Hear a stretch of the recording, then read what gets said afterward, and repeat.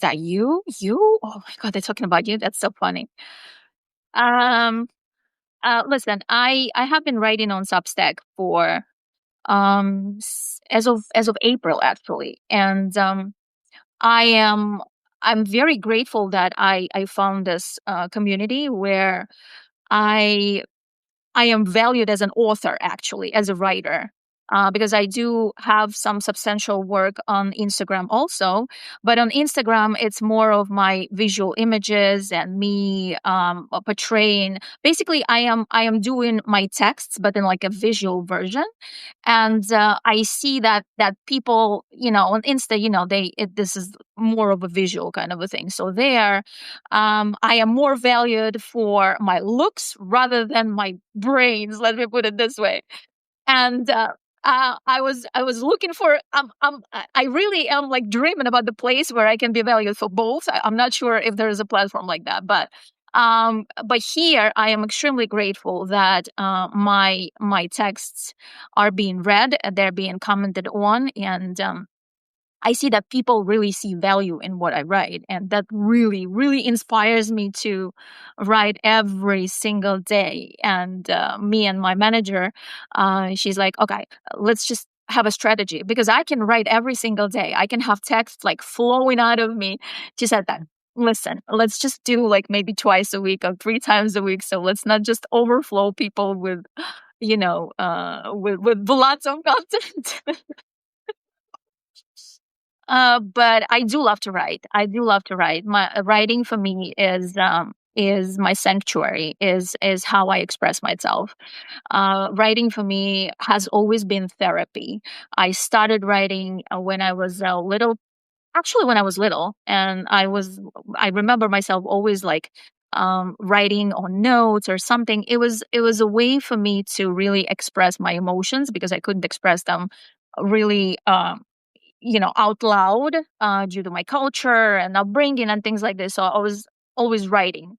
So me as a writer, I evolved through the years, and right now I really do view my writing as a very valuable asset of who I am, actually.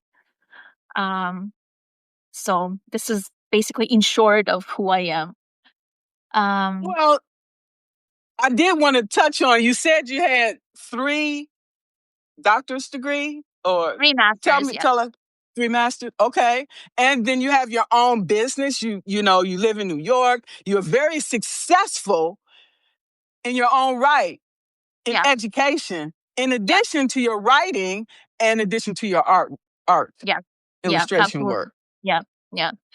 I am, and I'm very proud of all of that. I used to be very defined by my education, and I used to be very defined by that role of a leader that I always had it actually. So, and I was defined by that, but I didn't want to be defined by that because I am so much more than a businesswoman. I am so much more than a person who has 3 master degrees. I am so much more than a mother. I am so much more. And I really wanted for people to see that greatness that I present beyond the roles that I actually do have right now. And writing helps me to actually um, have that greatness in the world, like put it out there and let people decide um, about my depth. Because I do have lots of depth, and there's so much more in there that I sometimes, you know, sitting there and I was like, are they ready for that? Maybe not yet. Maybe I'm gonna just hold on a little bit. You know? So, yeah, I love that. Bring it. yeah, yeah. Okay. So you can go on. So listen, I know that that article of mine that you're talking about, it basically it got lots of comments, and people were really I wouldn't say triggered, but in a nice way with this article because I showed a different side I would say, femininity that we really don't we here in the West, we don't really talk about it. Maybe we do know a little bit about it, but we don't talk about it, and we don't embody it. And Okay. when I went, we travel a lot. We travel a lot with my kids, and this is the part of like my upbringing for my kids. I want to show them the world, and I'm not really up for like holidays. I'm not like, I'm not that usual mother who's gonna be do like a Thanksgiving dinner, and we'll be like, on Thanksgiving and on Christmas.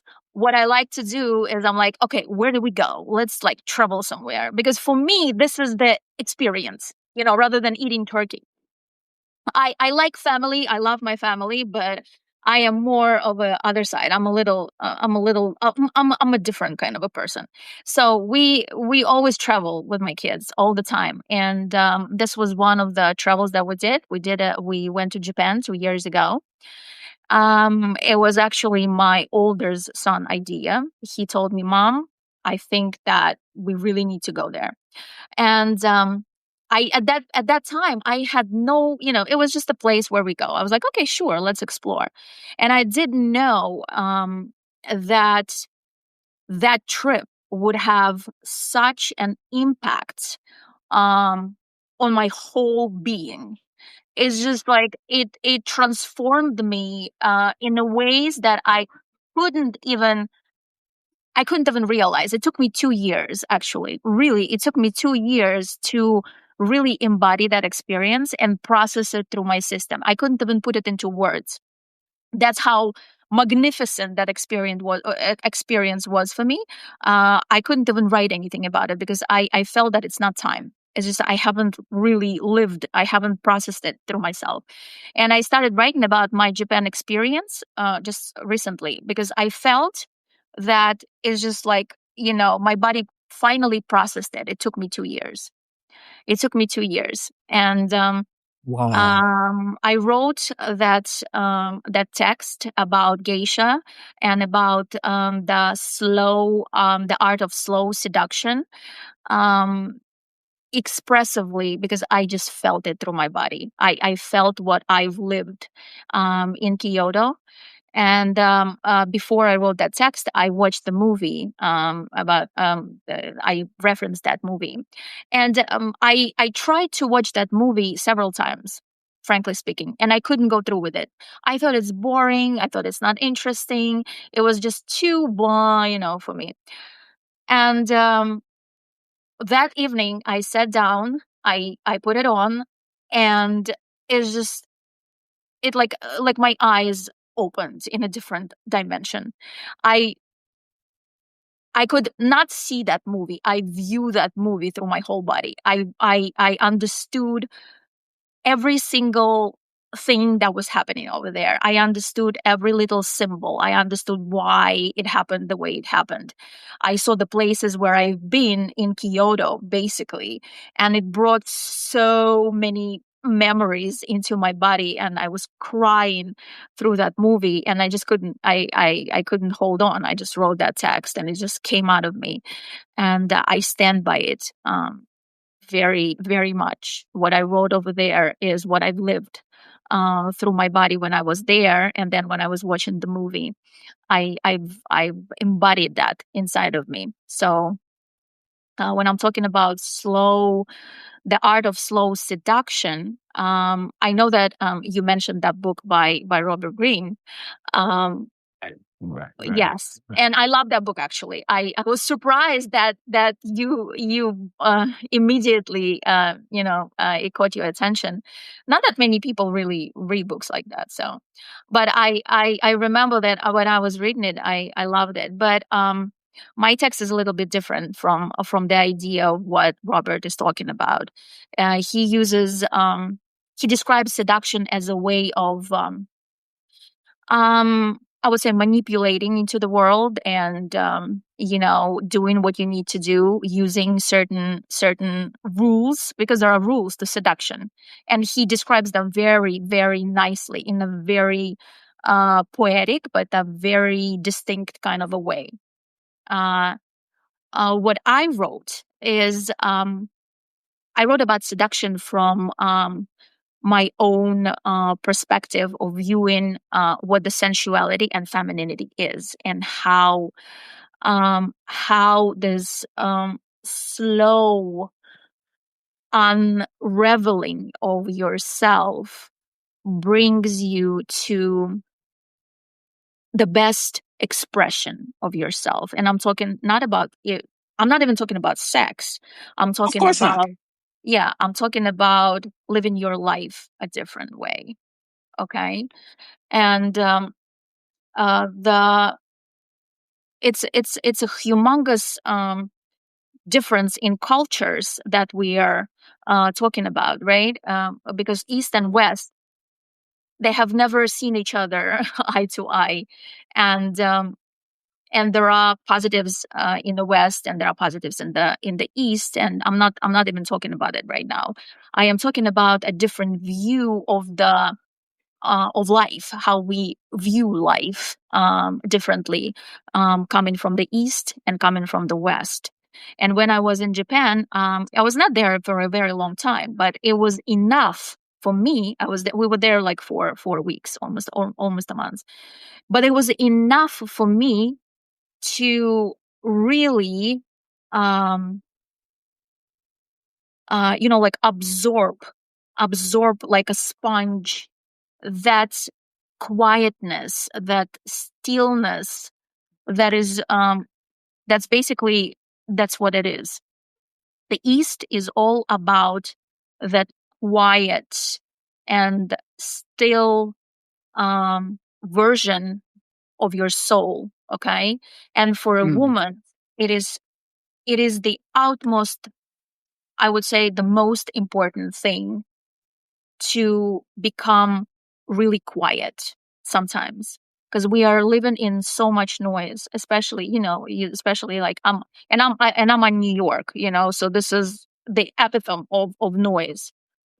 um we live in noise as women, so much, and we don't even have time, and we can't even process anything that comes to us, because this noise occupies our whole entire being. And when I was in Japan, there was so much quietness over there. There's so much slowness in everything that you do. Nobody rushes anywhere. Okay. Nobody runs anywhere. You eat in quiet, peace, in stillness. The little things, the appreciation for little things, and appreciation for the orderly thing of how they eat certain things, how they drink the tea, for this, it's just, it's such a different experience, that in those 4 weeks I transformed myself into a totally different woman, you know and when I came back to New York, I had, I think I was depressed for about 2-3 weeks, and I didn't even wow. realize it. But I I realized it a little later, that I got caught up. Once you're back from that kind of experience, and you're coming back to New, is yelling, screaming, the sirens, and then my business. I have to go here, I have to go there, the kids, and I couldn't really process what was going on with me. But it took me 2 years to really, navigate myself into what I wrote, actually. So, It's ironic that you mention that because having worked for the government for 39 years oh and God. moved 8 times. Each move was a transition, physical, mental, emotional, because you've come accustomed to the traditions, the way of life where you're living, and you even take on the personality and the characteristics of the place. You start talking like the people. You start emulating different things. And so that's the reason why I kept myself so close, because I knew that I wasn't going to stay in these places Yeah. for very long. And I didn't want to become too attached. I wanted to have a certain amount of detachment, because each move, it was very difficult, that adjustment, from where I left. Now I'm in a new situation. I have to leave that stuff behind and adjust to this new environment that I find myself in. So and so now looking at all of these things, like you said, we have to move, and we always have to adjust and flexible and agility and everything. Now I'm sitting down somewhere and say, I don't have to do all that. Thank God. Yeah. Yeah. Yeah. Stillness is something that most of us are scared of, because we are used, because we because when you are in stillness, you are basically, by yourself. You are with yourself.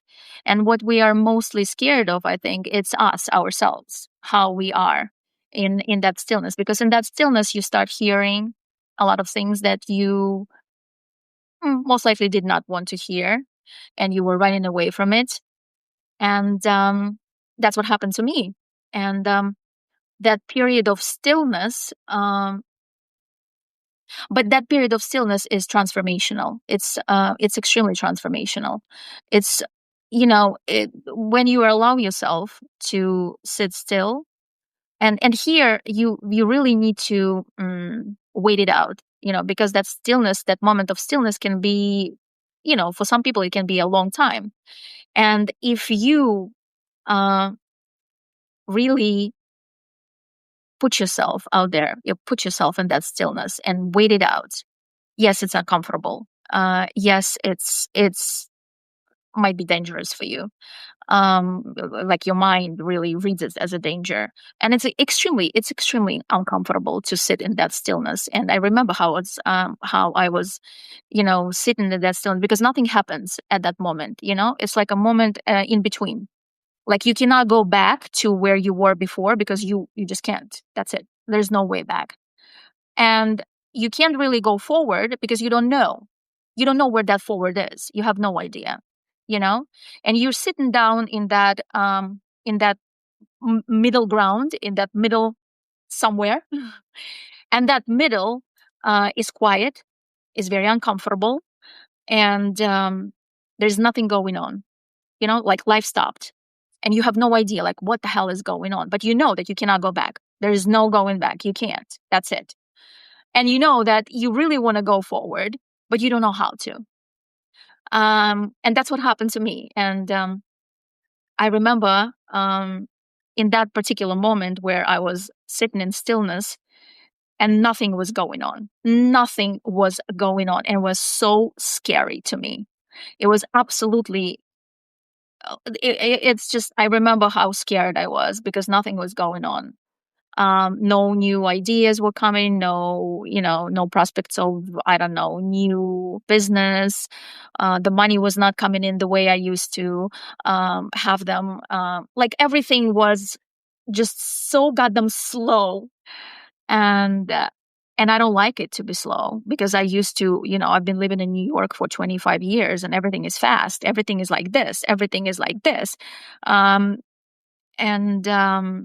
but that was the most transformational moment for me when I was sitting down in quietness in that very uncomfortable zone where I had no idea what the hell was going on and where I was going.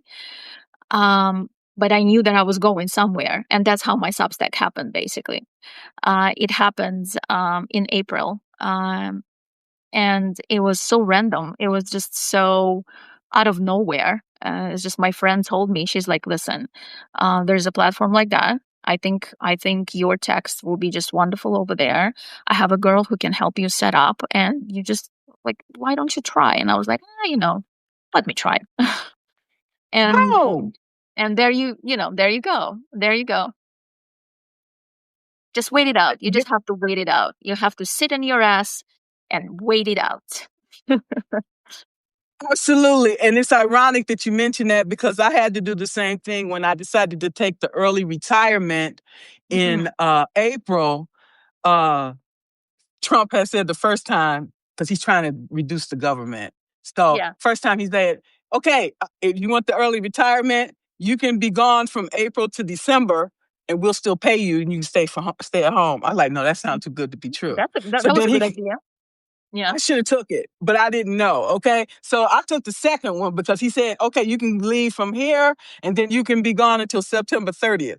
I like, they're killing me anyway. So I'm gonna take it. I took it. I've been sitting here from April. No, it started in May, from May till September, and that was my wait period. And during that time, I felt so uncomfortable. Like you said, so slow. I didn't know what to expect, when I was going to get anything, and only thing I had was Substack, and I worked on that during the whole time to keep myself focused on something positive, to keep from losing my mind, because Yeah. I'm the type of person that has to always be doing something. Okay. And I don't know what it is We are programmed, we're programmed to do that. We have to do something. And you know why? Because when we are doing something, we're not feeling anything. When you are Yes. sitting in stillness, you start feeling. And that's the scariest thing for most of us, because we are not used to feel. We always do something. But in Japan, that's what happened to me in Japan. I started feeling. I started feeling the air.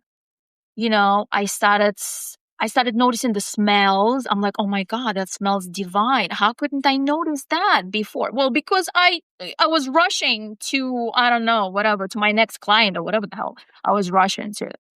So that's mostly about feelings, and people are starting to talk about it right now. But I feel it's also superstitial, what mostly people are talking about. Well, yeah, you need to define your feelings, you need to do this and this and this. Yeah, but first you need to learn how to goddamn feel, okay? But and then you can differentiate. Okay, now I feel mad.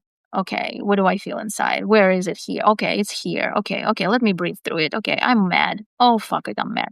Something like that, But people are talking about emotions right now, but I don't think they really do understand that in order to talk about them, you need to feel them first and live them. Live through that in the body and see where in the body they are stored, So, I couldn't agree with you more. And that's the reason why I kept moving, because I didn't want to feel. Okay. yeah. Because when you feel things, then all of these emotions are coming out: Oh, yeah. anger, Yeah. and Pain, fear, betrayal. betray. Yes. Yeah. Yeah. Okay. Yeah. All these things, we need to call it all out. We need to address all of these things while we got to while we're processing it, and that's part of the healing process. Oh, yeah. Oh, yeah. Absolutely. Absolutely. This is the huge part of the healing process. And I wrote about it, actually. I constantly write about that. I wrote just recently a text, and I put it on Instagram in carousel. And actually that was the post that brought me the most subscribers on Instagram. And I was like, oh, that's interesting. That's interesting. So I spoke about the fact that we've been I think since COVID, right? Since COVID, we've been doing lots of healing. Everybody got into that era of, oh, let me heal my inner child. Let me heal this. Let me go to this retreat. Let me do this. And I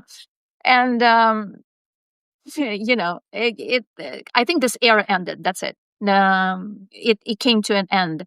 I can see that. I can feel it because we've healed enough. And You right think? now, I think so. Yes, I think we've healed enough in terms of, under like, we can do it forever. Actually, we can dissect our childhood into millimeters and see where our inner child was betrayed and shit like this.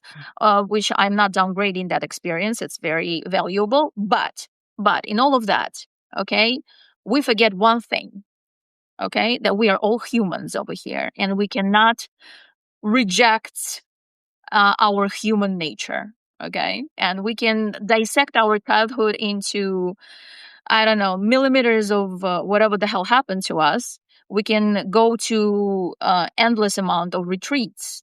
But if we are not living our life, okay, we are coming because after the retreats, we are coming back to the same house, to the same husband that you hate, to the same kitchen that you can't stand, to your kids who are misbehaving and you don't know what the fuck to do with them. You're still coming back to the real shit that you are trying to avoid by healing yourself. Okay?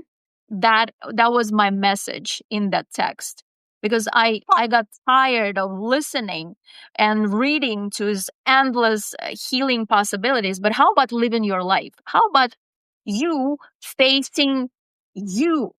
Okay, in that kitchen with that husband with those kids.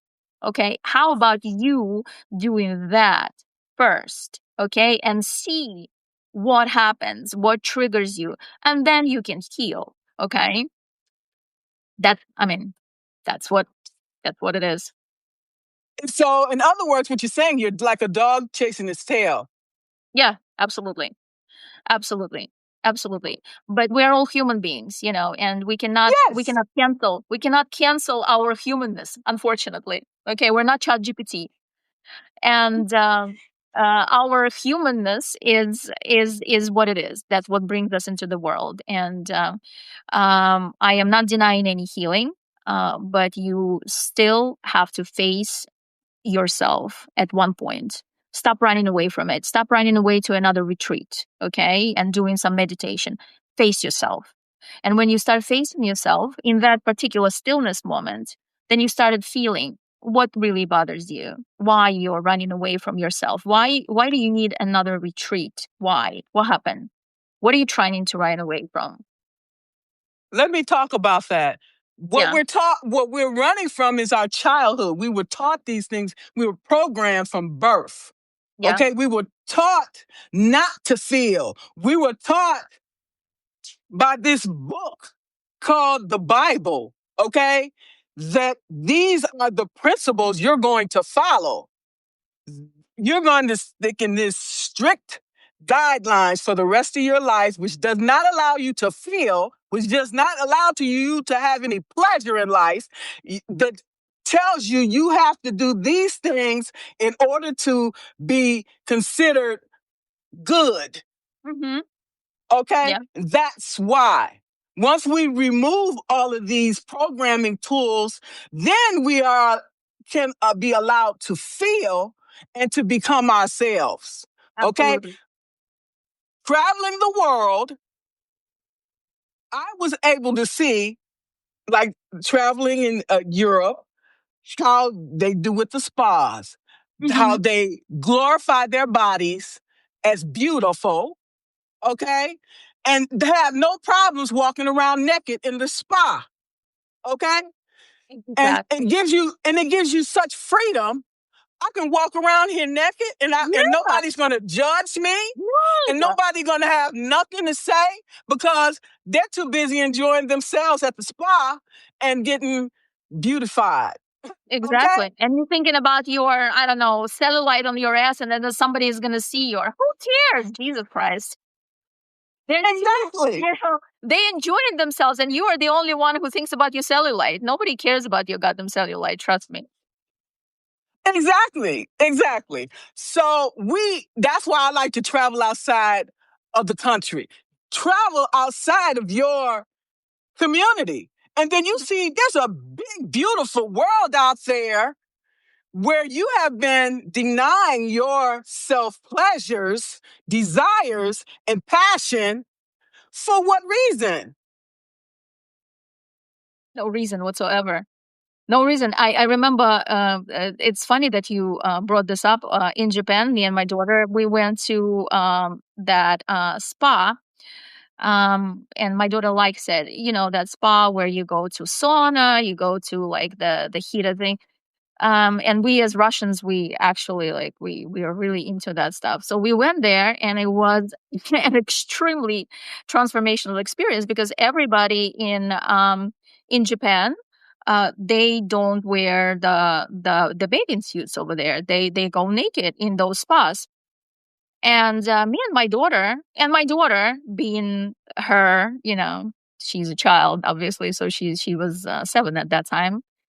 She's like, "Oh, sure, no, yeah, no problem." See how children, they are not yet okay spoiled by all the things that we put in their heads.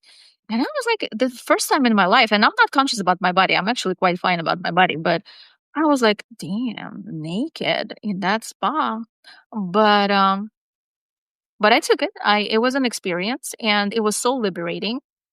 It was it was so beautifully liberating. It was liberating for my daughter and for me.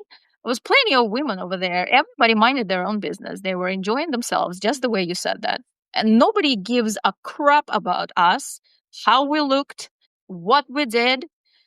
And I remember I was laying down in that spa and I was like, oh my God, you really can live a life like this. Just simple, just very simple. Yeah, you can undress. Nobody gives a shit about how you look. Because they're minding their own business. You can mind your own business as well. And it was such an amazing lesson for my daughter. Basically, she just like saw that it's normal. It's absolutely normal for women, first of all, to see other women naked. It's okay. Okay, it's not a crime. That all bodies are different. Somebody is, somebody is skinny, somebody is not skinny. She was, and that's okay as well. And nobody judges you. Nobody judge everybody. It's just we all were for the same exact reason. We wanted to have a very nice, relaxing time. And it's funny that you say that because I've lived through that experience and it was extremely liberating. It was so beautiful. And then we come back to New York and we went to a spa over here. And here everybody is so uptight. Oh my God, so uptight. Like they have to stick up their asses and like God forbid you have I don't know, like something sticking out of your body. Everybody wants to look nice. And I can see that the girls were trying to really, showcase their bodies and things like this. And I remembered my experience from Japan and I was like, why can't I just go back over there? Oh my God. uh, yeah. Yeah. It shows you how the world is so different and, um, Superficial. absolutely superficial. And so different once you start opening up yourself to different possibilities, right? To different experiences, you see how, different the world is from what you've thought it is, right? Um, Exactly. and you start realizing that there is so much more, not only to the world, but to yourself as well, right? You can be so much more. You can be so much more if you stop playing those stupid rules that you played, earlier. And yeah, and that's what happened to me in Japan. It was just completely transformational experience for me. And now when I am, I'm not saying that I'm not hurrying anywhere, that I'm not rushing anywhere. New York is still what it is. You got to live your life. But what I've learned in Japan is I've learned that power of stillness. And even if I was running the whole day, right, in New York, doing my own business things, the stuff with the kids and things like this, I go into my car. My car is my sanctuary. Nobody touches me in my car. you know. So I get into my car. I sit there in complete silence, no phone, no music, no nothing. And even those 5 minutes are enough for me to reset my whole nervous system. Really, really. It doesn't take that much time. You don't have to meditate for, I don't know, 2 hours. You just have to you just have to like have 5 minutes for yourself, sitting in complete stillness and let your brain just like boom freeze. And that resets your body. And I do that. And I wish our culture over here in America be a little bit more, I would say, graceful towards women. because I feel that this country is so difficult on us, on women, so difficult, so extremely difficult in all the possible ways. We are in so much stress over here. We're under so much pressure over here to perform, to be the best mothers, to whatever. I remember that I have 3 kids, and I remember that I was never given an opportunity to really sit home with my kids and really enjoy my motherhood, really process that experience through my body. My first one was born when I was a supervisor in a huge hospital in Manhattan, and they basically told me, they said, "Listen, if you want to keep your job, you got to be back in 4 weeks." I was like, "Oh shit." So I gave birth to Daniel, and I came back to work 6 weeks. 6 weeks, girl. What is that? It, give me a break. But I was young at that time. I was 31, and then when my second one was born, it was a very difficult delivery for me. Extremely difficult. I had preeclampsia. Shit was happening, and it was a C-section for my middle son. And at that time, I was a director in a very big school, and they told me that, I'm sorry, but we can't keep your job unless you come back in 3 weeks. And I did. I came back in 4 weeks, barely walking, after C-section, after preeclampsia. My son was tiny. He was only 4 weeks old. Um, I had an amazing babysitter, thank God for that. But yeah, I did. And I remember that I am not the only one who've been through that experience. There are plenty of women over here who are not enjoying their motherhood, and they are just like, but they are but we are, you know, we are programmed here to give birth. You have to be a mother. Yeah, it's beautiful to be a mother, but we are not enjoying our motherhood at all, because there's so much pressure on us to go back to work, to make money, to do this, to do that. And it's crazy. It's just crazy. And you're not enjoying yourself, you're not enjoying your kids, you're not enjoying that experience. And by the way, birth is an extremely transformational experience for a woman. It For is sure. it is just the major transformational experience. Your body, your whole spirit, everything transforms so much through birth. And when you're required to, go back to work after 3 weeks of not even fully embodying that experience, then what are we talking about in this country? That's why women are so psyched over here. They are absolutely psyched. The emotional, the nervous system is down the drain because we are constantly asked to perform. You know? Home, at work, everywhere. Yeah, yeah. So it's, it is what it is. But it took me years. Basically, it took me years and lots of therapy to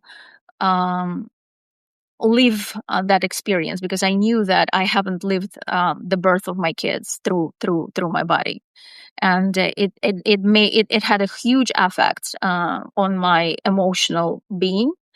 Um, and it took me years of therapy to really embody that experience, that I gave birth to 3 kids. And we're not talking enough about that, because the woman, our body went through so much. It goes through much through the pregnancy, through birth, and after that we are basically, everybody pushes us to look good. Oh my God, she didn't lose her baby weight, and shit like this. Goodness gracious, when I hear things like this, I want to kill those people, really. Okay. That's how bad this Okay. is. And then what our body goes through premenopause and Oh yeah. menopause. That's and you another still have to phase. and you still have to look good. Oh, you don't look good. You don't. Yeah. Damn. Who knows about women bodies? And I talk about bodies. I write about the body a lot. You know my work. I write so much about women's bodies, and um, I've written that article. It was in the summer. That was also brought me a lot of comments when I said that. Um, Women don't talk about women bodies enough. Every research is based on the man's perception of how the woman's body should function. You know, but what do they know? They have no idea what happens inside of us, inside of our own body, with our hormonal system, of how we function, how we process our emotions, how we process these hormonal changes throughout the day. And I wrote about it. I said, listen, men like to talk about women's bodies. Men like to tell us what to do, how to train ourselves, how to be in the gym, what pills, what vitamins we should take. You have no idea what you're talking about, dude. You have no clue. You have absolutely no idea what happens with my body when I'm going through premenopause. Okay. No amount of knowledge, whatever you're going to go through, or what you're going to tell me, what I need to take in pills, are going to change anything in my body. Women should write about women's bodies. Only women can initiate women, and only women have the right to talk about what happens with the women's bodies. Men have no say in this, absolutely no say, and I'm very direct about that. I'm extremely positive. Let every man hate me right now, but I know what I'm talking about. So yeah. Okay, I'll get some cancellations, but that's okay. Probably me too, Margaret. So it is what it is.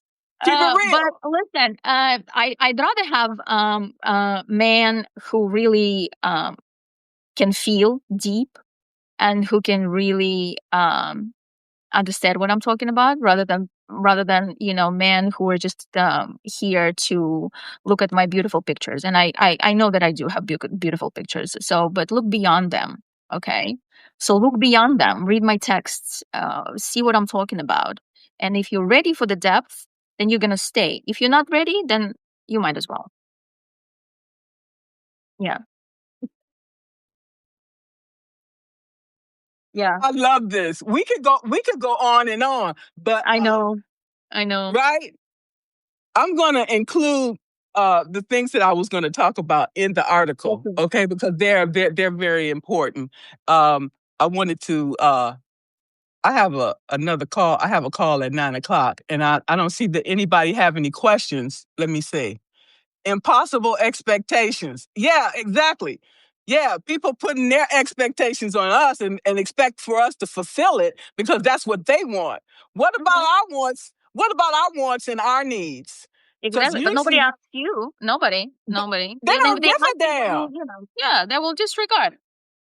Yeah. They disregard us, period, until they want something. Oh, can you get me some water? Oh, can you get me something to eat? Oh, can you go get me this? And then your afterthought after that. Okay? We got to start putting ourselves first. Okay? Put ourselves first. And if you want something, you got 2 hands and 2 legs. You can go get it yourself. I'm not your servant. I totally agree with you. That's how I teach my boys. I always teach my boys. I was like, yo, guys, I'm not your servant over here. Okay? You have a fridge. You know how to open that fridge. You know how to make a sandwich. Okay?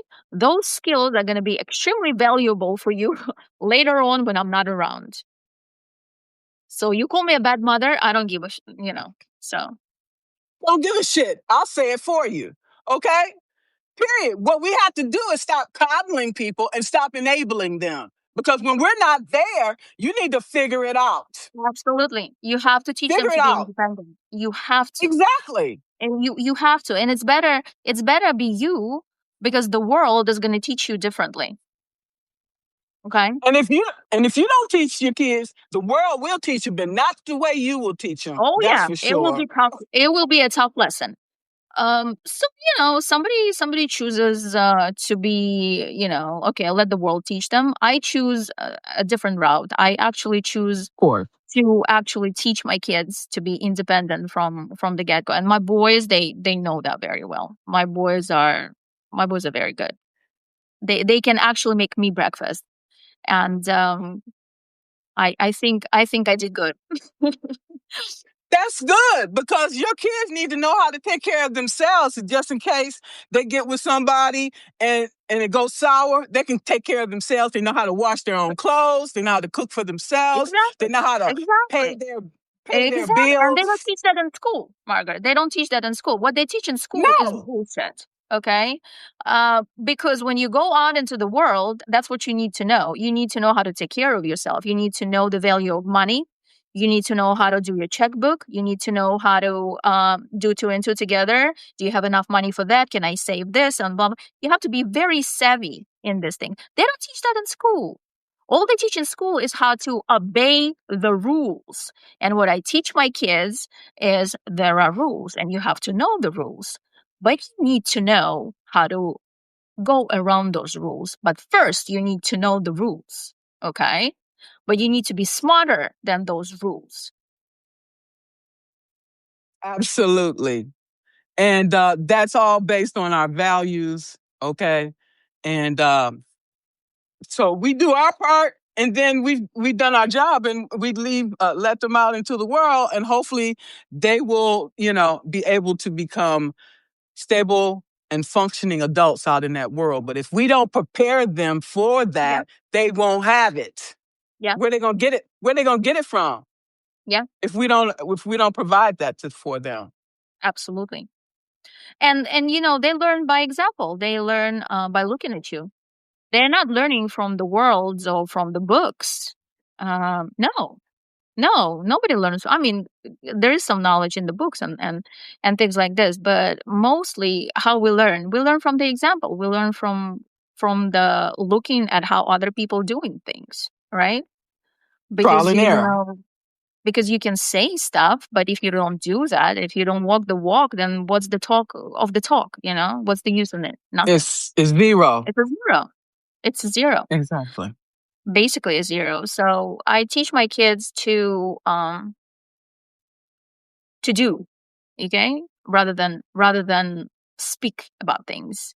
And I tell my boys, and for the boys I said, listen, for a man it's extremely important. Stop bullshitting.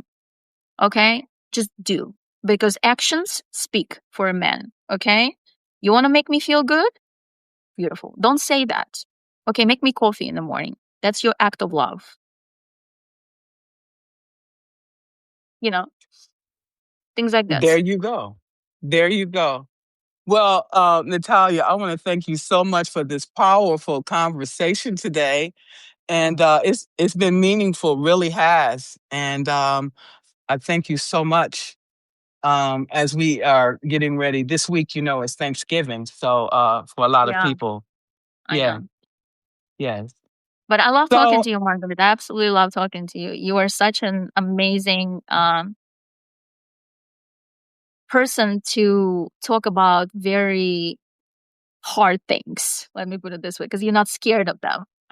You're no, I not like live them. bending, and you're not like trying to put like some sugar coating on things. And I, we need people like that. We need to really talk about things how they are rather than sugarcoat stuff.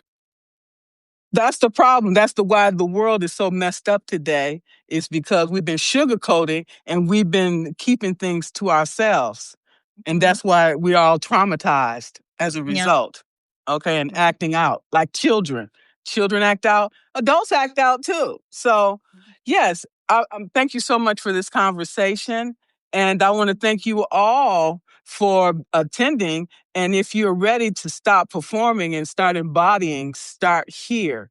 Choose one daily practice: somatic, grounding, intentional breath, posture awareness. Use it in moments of pressure, intimacy, or leadership. Watch how people respond to your presence, not your efforts. Oh yeah. Uh, right? Beautiful. Beautifully So said, Margaret. thank you so much. And thank you all for joining. Thank you so much. Thank you so much, Margaret. Thank you all for Thank you. watching us. Bye-bye. Bye-bye.